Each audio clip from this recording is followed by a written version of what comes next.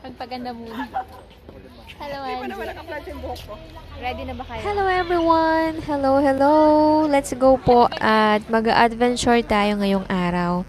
Inimbitahan po ako ng aking kaibigan na umakyat sa tuktok ng bundok dito sa Cyprus.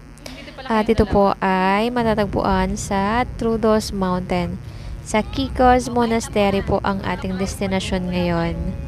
So, maganda po sa trip na ito dahil isang buong bus tayo. At actually meron pa pong isang bus, bali dalawang bus po kami. At masaya ang tropa dahil kahit na malamig ay napuntahan din ng isa sa pinaka-wealthiest, pinaka-richest at pinaka-famous na monastery dito sa Cyprus. So, dahil na interesado akong malaman, sumama po ako. At after 1 hour na biyahe ay bumaba muna kami dito at nagpahinga muna ang aming driver saglit. At walang katapusang selfie. Si pagpatuloy natin ating paglalakbay, makikita nyo guys na marami pa rin nakatira dito kahit nasa tuktok to ng bundok. At ang daan po dito ay medyo may nakakatakot dahil kurbada po at medyo makipot po ang daan. Pero maingat naman po ang ating driver. Para siyang snake, yung katawan ng snake, makikita nyo. Kaya talagang mabagal lang ang takbo ng ating bus.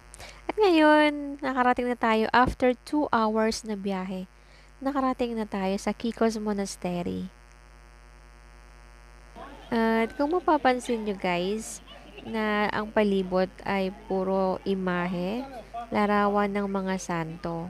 At ayan po si Macarius III na siyang presidente noong 1926 at namatay po siya noong 1977 at dito rin po siya inilibing dahil sa kanyang kahilingan.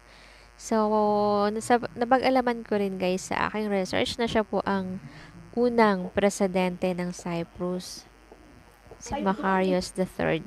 At dito po ay may mga nagbabantay po dito ng mga sundalo. At magpalampasin magpa-picture sa mga sundalo. Dito po sa gawing ito ay ang simbahan, ang Greek Orthodox na ito po ang sinasabi nilang The Holy Monastery of the Virgin of Kikos na kanilang itinatagpo noong 11th century. So, sabi nila kapag papasok ka daw sa simbahang ito, ay manalangin ka lamang at humiling ng mga gusto mo sa buhay at sigurado daw na matutupad. Interesting, di ba? Tara guys, pasukin natin at tingnan natin kung gaano kaganda ang loob ng simbahang ito. Ayan, makikita nyo guys, walang upuan. So, it means papasok ka lang dito, tingin-tingin, manalangin, at humiling. And then, pagkatapos niyan, nakatayo ka lang. Syempre, nakatayo ka man o nakaluhod na manalangin dyan.